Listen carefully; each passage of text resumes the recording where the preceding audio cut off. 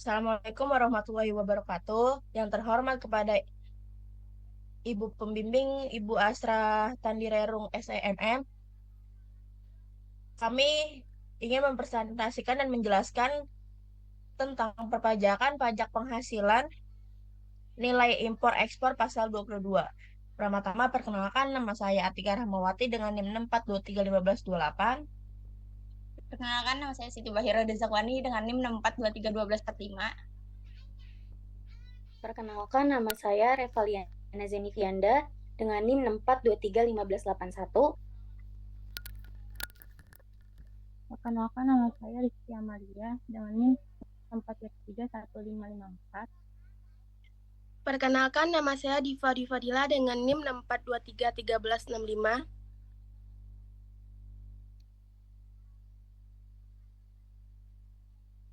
Yang pertama-tama yang akan saya jelaskan adalah latar belakang. PPh 22 adalah pembayaran pajak penghasilan dalam tahun berjalan yang dipungut sehubungan dengan pembayaran atas penyerahan barang dan kegiatan di bidang impor atau kegiatan usaha di bidang lainnya dan pemungutan, penyetoran, dan atau pelaporan pajak penghasilan atas penjualan. Menurut Undang-Undang Nomor 28 Tahun 2007, pajak merupakan kontribusi kepada negara yang wajib dibayar oleh orang pribadi atau badan yang bersifat memaksa berdasarkan undang-undang dengan tidak mendapatkan imbalan secara langsung dan digunakan untuk kepentingan negara dan kesejahteraan rakyat. Selanjutnya perumusan masalahnya itu yang pertama, bagaimana mekanisme pemungutan dan pembayaran PPh 22 pada kegiatan impor ekspor. Nah, yang kedua, apa saja ketentuan yang mengatur tentang tarif PPh 22 pada impor dan ekspor barang. Yang ketiga, bagaimana dampak penerapan PPh 22 terhadap kegiatan perdagangan internasional. Tujuannya itu yang pertama, untuk mengetahui penerapan dan pelaksanaan pajak penghasilan PPh pasal 22 atas pemanfaatan barang kena pajak impor. Yang kedua itu tujuannya untuk mengetahui tarif harga pembelian atau termasuk tidak PPN dan tidak final. Dan yang terakhir itu untuk mengetahui tarif API. Manfaatnya itu yang pertama meningkatkan pemahaman tentang PPh 22, yang kedua itu manfaatnya menjadi bahan penelitian lebih lanjut, dan yang terakhir itu kontribusi bagi pengembangan ilmu perpajakan. Di sini ada landasan teori. Dalam Undang-Undang Nomor 6 Tahun 1983 tentang ketentuan umum dan tata cara perpajakan sebagaimana telah beberapa kali diubah terakhir dan Undang-Undang Republik Indonesia Nomor 11 Tahun 2020 tentang harmonisasi peraturan perpajakan. Pajak adalah kontribusi wajib warga negara kepada negara yang terutang oleh orang pribadi atau badan yang sifatnya memaksa, serta tidak mendapatkan imbalan langsung dan digunakan untuk keperluan negara bagi sebesar-besarnya kemakmuran rakyat.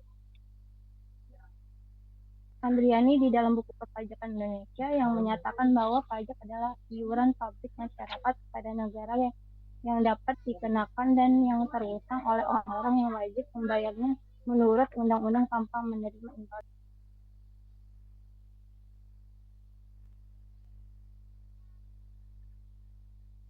Selanjutnya ada perhitungan pajak.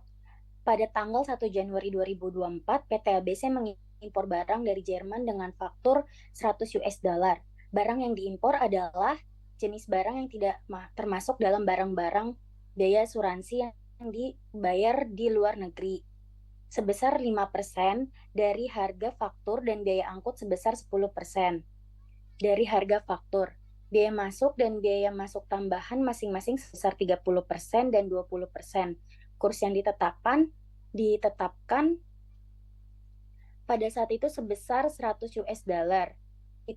Hitunglah PPh pasal 22 dipungut oleh Ditjen Bea Cukai jika PT ABC memiliki API. Analisis saya itu dengan rumus CIF sama dengan harga faktur ditambah biaya asuransi ditambah biaya angkut, yaitu 100 US dollar ditambah 5.000 US dollar ditambah 10.000 US dollar.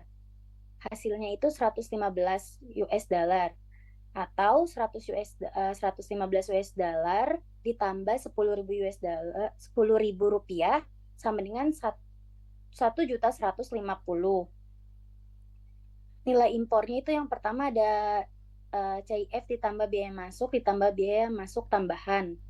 yaitu 1.150.000 ditambah 30% dikali 1.150.000, ditambah lagi 20% ditambah dikali 1.150 sama dengan 1.725.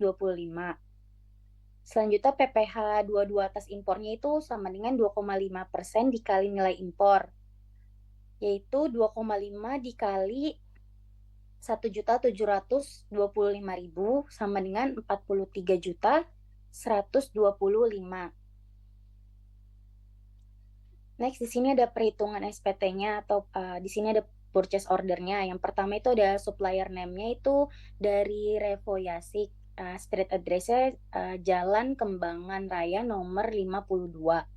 Town City-nya di Tangerang Selatan. Country-nya di Indonesia dengan passcode 11430. Selanjutnya itu ada yang bayar name-nya dari si PT ABC-nya ini. Street address-nya di Jalan Smith Street, Melbourne. Town atau city-nya itu di Smith Street, country-nya di Australia, dan passcode-nya itu 2890.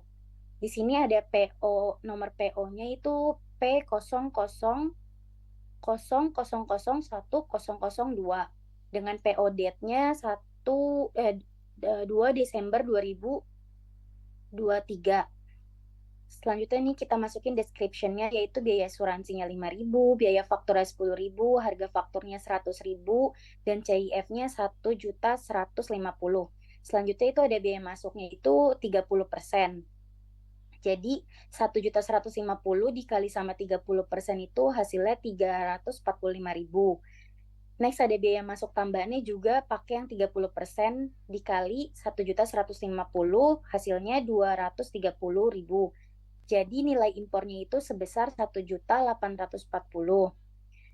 Selanjutnya di sini ada di bawahnya ada delivery address-nya toko kitanya, yaitu di Jalan Kembangan Raya nomor 52. Street address-nya di Smith Street, Melbourne. Terus Town City-nya itu di Tangerang Selatan di toko kita. Country-nya di Indonesia sama passcode-nya itu 11430. Di sini kita ada delivery date itu tanggal 1 Januari 2024 dan payment terms-nya itu tanggal 30 Desember 2023. Dan dibuat purchase order ini tanggal 1 November 2023. Next, selanjutnya ada kesimpulan dan saran yang akan dijelaskan oleh teman saya. Kesimpulan. Penerapan pajak penghasilan PPh pasal 22 pada kegiatan impor dan ekspor memiliki peran penting dalam memastikan kontribusi fiskal dari perdagangan internasional serta mendukung stabilitas ekonomi Indonesia. Meskipun demikian, implementasinya menghadapi tantangan terkait kepatuhan pajak, penghindaran pajak, dan fluktuasi nilai tukar.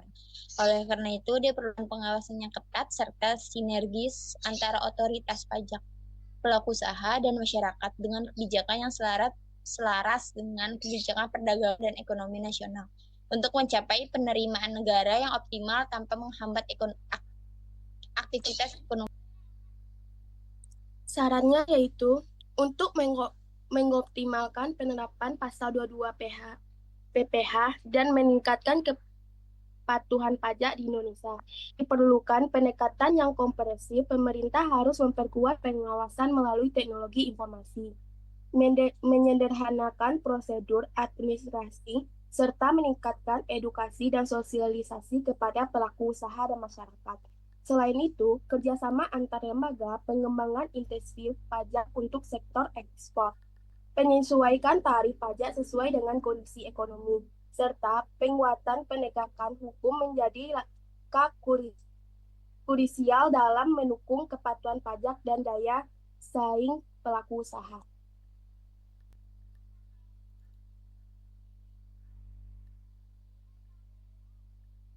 Sekian penjelasan dari kelompok kami, kurang lebihnya mohon maaf. Wassalamualaikum warahmatullahi wabarakatuh.